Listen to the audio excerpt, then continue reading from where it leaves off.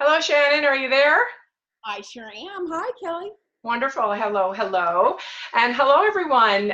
We have a special show today in that we have been blessed with an incredible person and a friend of mine and one of the co-stars in our upcoming movie, Becoming the Keys, Shannon Knight. And Shannon is a life coach, author, speaker, and most importantly, a cancer advocate and a stage 4 cancer survivor herself. But with that, there's so many layers to Shannon. I think what I'll do is just introduce her and welcome her to the show. And Shannon, please tell us a little more about Shannon. Well, first of all, Kelly, thank you for seeing the value in our coffee conversation. Good morning. You had a wonderful Thanksgiving. Yeah, wonderful. I had a really great Thanksgiving, and I am one of 5 kids. I come from a really big communicative family. Yes. It was like the first one that could scream the loudest across the dinner table. That's the one that got heard. So at a very young age, I have a twin sister, and then a sister younger than me, and then 2 brothers, and a father who's a teacher and an artist, a mother who taught dance. So you can imagine the vibration and frequency in our household growing up, and big family in a small house. Yeah. So a lot of the coaching skills that I picked up were from my childhood. The conversations with my sisters in the bedroom, trying to help each other out through scenarios. And then we had friends that would come to us. So my family was Spanish, Italian, and we were a team. Yes. So that's my background. I have 2 children, a son and a daughter, and 5 grandchildren. Wow. And even that is becoming like my childhood. I've got a wall filled with hand puppets so that I can communicate like this with my grandchildren and do puppet shows. Yes. Oh, very cool. Very cool. So I worked for Victoria's Secret for many years, 20 years. Yes. And, seemingly, I mean, at the time, had a lot of tragedy. I was a stalking victim from 1997 to 1999. And then finally, when he got out of prison, I had to leave with my daughter and move to Washington State. Can you imagine waking up, no friends, no family, a new name, no furniture, no job, and no social security number or work history or college transcripts? I think about people just waking up to that without trauma. Yes. And having to walk your daughter to a school 2 miles away. I, at the time, didn't realize I was still in a crisis. Yeah. Still, you know, when you're under the gun, you react and you survive. I think absolutely. You're just on autopilot, right? Especially when you're the mama bear with a babe, right? I absolutely get that. Yeah. A little girl, too. Yeah. Who's like, we're in the rain, we're walking, what's going on? And I didn't give a lot of attention to that part of my life. People online know me as Shannon Knight, stage 4 cancer survivor who did it without chemotherapy. Right. But lately, I've been pushing myself to be more transparent about that part of the journey. Usually what we're bearing, probably if you're one of the ones that take your life experiences and all of the adversity and use it and discover your abilities, if you're holding back on something in your coaching, you have to take a look at it at some point. Yes. Because there's something there that's going to help someone else. You can't just talk about the cancer and not talk about all of that emotional wounding that happened before, especially since I was a sexual assault victim from the stalker as well. If I'm coaching women, do you know how many women with breast cancer have had emotional trauma? You can't paint pink or pretty colors all over this pile of stuff. Yes. That's festering in there. Yes. So guess what? That's coming out for 2019. Yeah. We'll be really sharing it. Wow. Wonderful. Movies. And pardon me? These movies that we're doing. Yes, exactly. And I think, I think the one commonality in all of the stars in the movie is that we all have a story. And some of us have made a living and are telling our story and have been telling our stories and writing books and speaking for many years.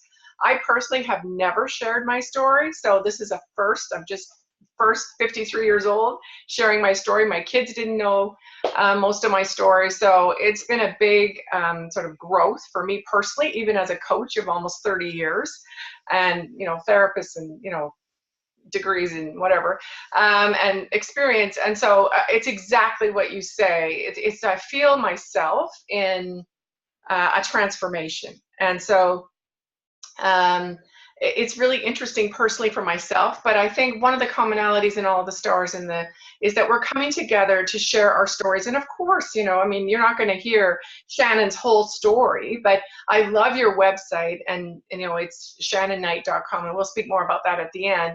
But I love that video and the song, Hey You. It's just beautiful. And what a beautiful way to tie it all together. I love that. Well done. And, and then there's others that, like all of us in the world have a story, and it's not a competition. Pain is pain. It could be losing a job. It could be breaking up with your girlfriend or boyfriend. It could be, many other devastating things in life. And I lived in the Middle East for many years and worked with a lot of women, and I've seen a lot of trauma in my life, and I coach through trauma and crisis as well, and in particular with the horses, Equus therapy, and there's just so much healing that needs to happen in this world, and I don't think any of us gets out scot-free. And I think the movie, Becoming the Keys, it will be not just entertaining, because yes, we have, some messaging and stories and all that, but there's also humor. I mean, it's going to be an engaging, entertaining, full of wisdom and learnings, I think, for anyone who watches it. What do you think? Going through our filming, I've seen us all grow. Yes. Because we started this journey a couple years ago. Yeah. Yeah. And we're a tribe. Yes. The key experts, or actors, whatever, because I'm acting as myself. But yes, that's right. I've seen my growth. Mm-hmm. Look what Robin's going through something right now with the loss of her Yes, mother. that's right. Yes. My son is a firefighter. I'm getting letters now from women who are fighting breast cancer, who have lost everything in these California fires. Yes. Those stories. Yeah. They're looking for clothing donations, and they've got a cat in their arm. Yeah. And so I'm seeing this unfold and telling everybody, record your story. Yeah. Right now, because later on, like you were saying with your kids, and certainly with my kids. Yeah. I don't know about you, and I do want your feedback on this. Yeah. But my kids are almost embarrassed at first. Yes. The trauma I went. And mad at me. And mad at me. Like, Mom, seriously, Yeah. Mm-hmm. And if you talk about it. Yeah. Yeah. I don't mind. My son knows this because we talked about it just in the kitchen, my last visit with him. Yeah. There's shame. There's hiding my mom. Like she's a freak show. Yeah. And so there's education there to be like, hey, Kyle, one day your kids might see you this way because your journey feels normal to you. Yes, that's right. Exactly. and I think it's common because like yourself, I coach many different types of people and work in therapy with many different types of clients, but trauma or crisis clients, I think it's common where family at first, when they're going through their growth and perhaps all their processing they need to do, they kind of don't want you to bring up the dirty secrets, or look, life is hard enough. We're just trying to get a grip on life. My kids are in their 20s. Now, why do we need to dig all this up now, right? And as a mom, I don't know about you, but I did my best. I thought I was doing the right thing, not telling them about anything that's ever happened, right? I try to make it like everything's fine, but they had no idea, how close we were to living on the street so many times, and the kind of crisis and stress that I was in quite often. So I think it's interesting, and it's common, and I think who's ever listening that perhaps maybe is going through this might be saying right now, oh God, so thank God I'm not the only one, because I know that I never, because I didn't tell my story, I didn't have anyone to sort of hear these words from. So how was it for you? Did you feel the same? Are you an introvert? Like, are you an introvert? Because I'm an introvert, even though my media presence looks like I'm out there. Yeah. In an aggressive way. But as an introvert, my circle was my kids. Yes. And we go into, I can't let them know. I've got to smile. Yeah. I can't let them know that all the money that we were going to save in this container for Disneyland, I need this for groceries. Yeah, exactly. Yes, exactly. And then you're always in as a single mother. Yes. Yeah. Me too. Yeah. My kids never had a dad in the house. Yeah. Okay. So doing that, all of these self-help books start coming out. The adult child, the son becoming you start kicking yourself because you feel like you're messing up your son's life because he's taking on this male role model in the house, and you're not pushing him to do it. Yeah. They inherently do this because they're male, and they go to their dads and see how dad is, and then they come back and try to do this. And so this is the beginning in our 20s, in our 30s, where we start, I messed up my kids. Yes, but what's really funny about that, Shannon, is, in fact, I just had this conversation with one of my clients who is a COO of a very large oil and gas company, and he is in transition right now, and where am I going in life? What am I doing? And he feels the same, right? I mean, I don't think it's even a female thing or a mom thing. He's like, oh my God, I don't even know my kids, and they don't know me. And I said, well, I think there's so many parents who perhaps, especially maybe getting into the 50s, 60s, late 40s, where we may be all feeling this, whether, we had the white picket fence and everything else. But, it's called real life and reality, and it's what you do with it. And it's the conversations that you start to have now, and the healing that you can start now for something much brighter. And even though there might be some ugly bits you need to get through first, but what you can create in the future is so worth it. And as the name of my podcast is Ignite, what you can reignite within a family once you sort of maybe go through a year or 2, 5 years of healing, and maybe it's 3 months, like how great it is to come together, like at Thanksgiving and the holidays and anytime, and just build a closer, more real relationship. I was watching, it's traditional, I watched Family Stone. Have you seen it? Yeah. I watched it last night. The dynamic, the mother's got breast cancer. Her son is gay, and it's a mixed race relationship. And the highfalutin fiance, I'm giving my ring to you. Watching the dynamics of this go, that's so like my family. And the thing is, my family has grown through my life coaching experiences, because everybody thinks their family is so messed up. Yeah, that's right. And I just go, my family is amazing. And I even told my father, I said, I got to tell you something, Dad, every one of your kids, all 5 of us, are entrepreneurs. Yeah. And go to college. We are self-starters. I lost everything. Remember, in the beginning, I said I lost my social. I lost my status in career, in management, for Victoria's Secret, a very big corporation, making a good amount of money. Yes. I had to start from the bottom with a new name. Yeah. Talk about igniting. It wasn't deliberate or intentional, but my daughter was my spark. Yes. And inspiration to go out there with a smile on my face and say, we got this. Put some snack bars in that backpack. We're on our way to school. And it's Yeah, that's right. Yeah. Okay. She was my inspiration. And I do share this with her a lot and tell her failure was not an option. Yes. And I did set goals. I'm going to get my career back, starting at $7 an hour. And, you know, I am writing a book, finishing it. Imagine getting hired at a job that you were proficient at for 20 years. You have no one to give a reference about with your new name. Yeah. Yeah. No. Nobody knows Shannon Knight. Yeah. So you get hired, you start working, and they'll go, she is amazing. Yes, that's right. Launched me to the top with promotions, and women were not liking that had been there 2 years. Yes. Because I knew their job. Yeah. No. That's comedy in the journey. Yeah, no, exactly. Absolutely. And here we are now on this side of it.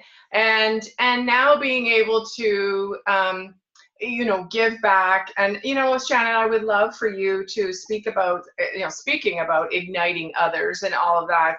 But maybe could you speak about your Shannon's Angel Foundation? And because I just think that's such beautiful work that you're doing there.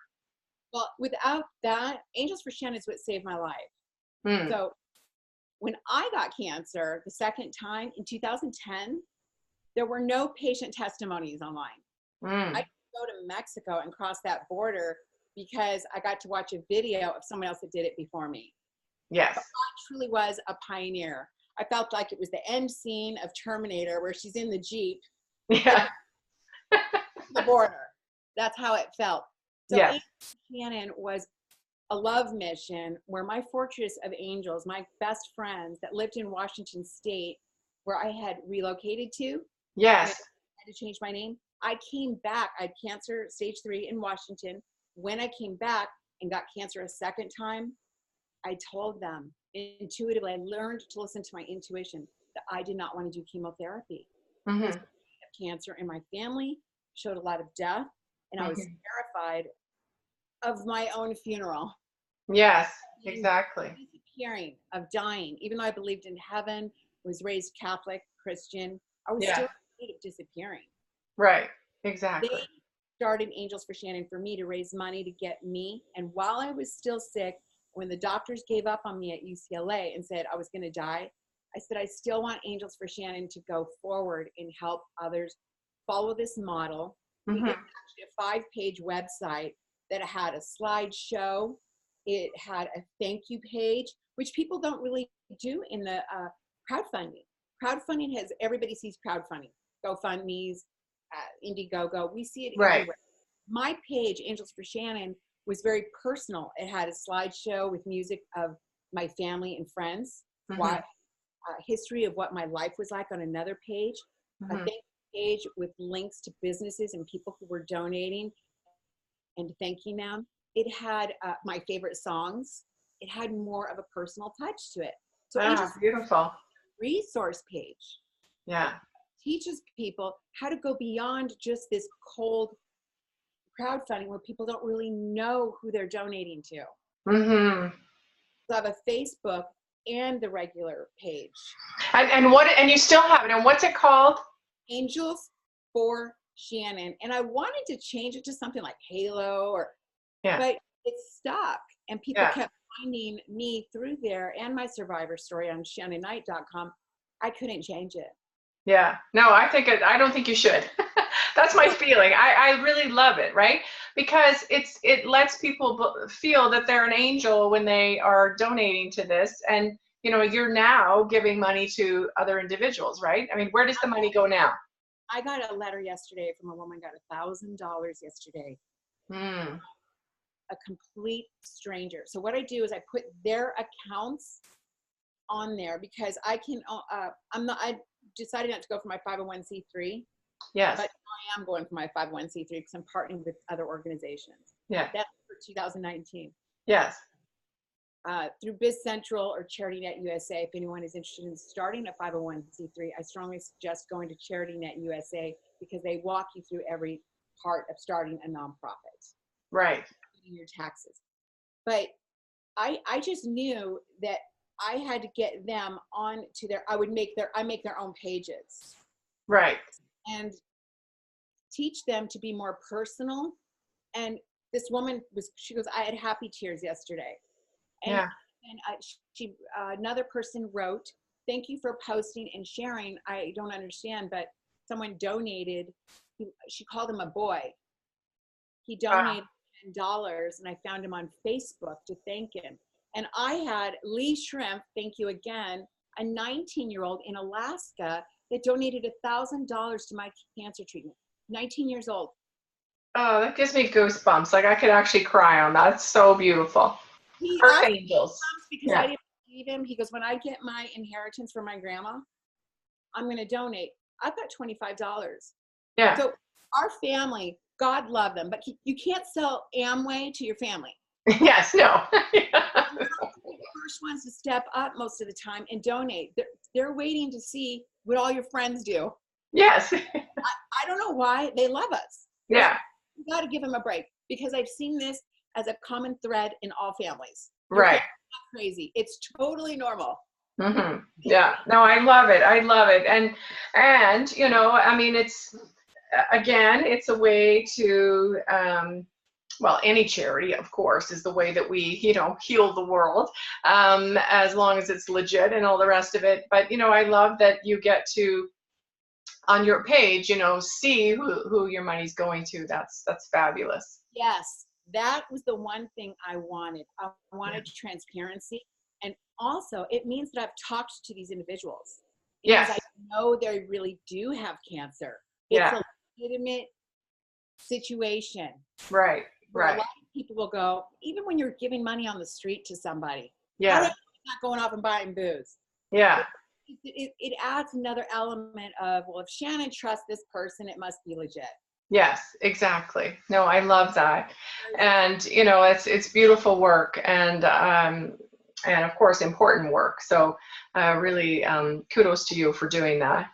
I hate that our time is pretty much up for today, because I like to keep my podcast short and sweet, just meant to be sort of a cup of coffee. Shannon, I know this will be a hard question for you, but what would you say, maybe let's just say, what would you say to someone who's struggling at the moment, either with an illness or through a divorce or through a crisis or whatever? What would you say, what would be the 3 key things that may help to reignite them, to give them hope, to look towards the future? Just 3 things. I still go through it, the ebbs and flows, okay? Mm-hmm. If we can look back, well, I did this board. This is quick. I'm just going to show you. Want to know? Yeah. This board right here, there's little hearts. There's happy faces. If you are tracking your life situation and progress, okay? If you aren't tracking it, you're kind of like you said earlier, you're on autopilot. Yes. I would suggest getting a gratitude journal and start with being at the back of my book. What are you grateful for? Start with the things. That's the first thing right off the bat. Okay, I may be only able to sit in my apartment. I've lost my job. My car's broke down. Well, when you're in crisis, you start noticing the little things. That's right. Grateful for. And then when you start writing, it gets bigger and bigger and better. And we that energy, that frequency, when we're grateful, we bring more abundance. That's the second thing is look at other people's lives and compare yourself and see what someone else has gone through and gotten through. Young gentleman, I can't remember his name, starts with a V, Vic or something. He's been on stage. He's got a wife. He's got family. He's got no legs. And he goes everywhere as an inspirational speaker. Right. Why? Yeah. Because his soul, I find that a lot of people who don't have some sort of a spiritual connection, whether it's religion, the universe, God, Christianity, when they don't have that spiritual connection, they're only relying on themselves. Yes. Ourselves can't do it. I have to have a higher power and feel like there's angels about. And I find evidence of that because of my belief in that. That's half our battle is, what do we believe in that's going to carry us through? That's letting go. Yes. Yes. And the third, self-care. Swimming, dancing, music, anything to raise your vibration to get you through. Music from the 80s, we think it's got to be some amazing self-help book, but when you are stressed to the max, you don't want to pick up you want to throw the book. That's right. Exactly. You can't even see straight. Yeah. Can't read. Like, shut up. If I hear another positive thing, I'm going to clobber you. Seriously, I've been there. Yeah. You have to start with self-care. So when I go through a hard time, I'm going, get your fanny in the pool. Yes. Swim it off. Put on 80s music. Listen to Journey. Listen to the Eagles. Yeah. It changes our frequency and vibration. I don't want to meditate. Yeah. I can't chill enough to meditate. The meditation sometimes comes as a habit. You've made a habit. Yeah. But human. Yes, absolutely. And that is, thank you for all of those, Shannon. They're all magic. I mean, really seemingly simple, but pure magic. And what I do know from, neuroscience, I've studied it for many years, is that there's 3 things that are natural elevators, mood elevators, and it's music, exercise, and laughter. And I'm the same. I've been a dancer my whole life, and so it's dancing for me. Like, I dance on a daily basis. Music is huge for me, just going for a walk, all of those things. So I love that you like to be kinetic and get in the pool and move, and that's fabulous. And dancing, yes, exactly. Wood floors so I can dance. And when you're going through that, put the angry music on. Yeah, that's right. Get the rap music with the nasty everything. Oh, yeah, exactly. Yeah. Really freak your kids out then. But it's really lost it now. So, yeah, I mean, all of this is good about libraries of books, but face it, when you're in crisis, punch a punching bag. If you need gloves on, go do it. Yeah, exactly. And I think, I love, again, the sort of the premise of our movie is, as much as any of us goes through in life, it's the old, life is happening for you, not to you. And I like to add to that, life, you have a choice for life to come through you also. So, on the other side of all of this, dancing it out and everything else and dealing, to look back and see whatever the crisis was as a gift. I think that's when you have truly healed, is when you can look back and see that cancer was a gift, that a rape was a gift, that financial devastation was a gift, that, being kidnapped, it was a gift, whatever it is, a divorce, that was a gift, the loss of a child, even that you can look back on and say, that beautiful life was a gift to me and elevated me to this new level. And it sounds horrible to even say those words right now, but I have met and coached and worked with people that have gone through exactly that. And it's a long journey to get on the other side and be that healed. But to look back on whatever your trauma was as a gift is, you've made it then. And then, of course, if you can, or have it within you, to share it with the world and share it with others to help others heal. And it's certainly what you and I and the other experts in the movie are doing at this moment. So it's a pleasure to be together. It took going through the grief, healing, just like everything else, to get to the point. And usually it's looking back and going, but I got through that. If I can get through that, and if I can get through that, that's where we're able to find the gratitude. Yes, absolutely. Absolutely. Wonderful. Well, thank you so much, Shannon. And I can't wait to see you in Vegas for our red carpet world premiere of the movie. And we would love all of you to join us. So please go to the website, thekeymovies.com, and you'll find all the information and deets, or get in touch with Shannon or I. And you can find Shannon at shannonKnight.com, and of course you can find her on YouTube and everywhere else, social media, just as myself. And so with that, I will say goodbye to the beautiful Shannon for today, and we'll talk soon. And all the rest of you, please get out there and reignite, and let's help to heal each other and heal the world together. Take good care. We'll talk next time. Bye-bye.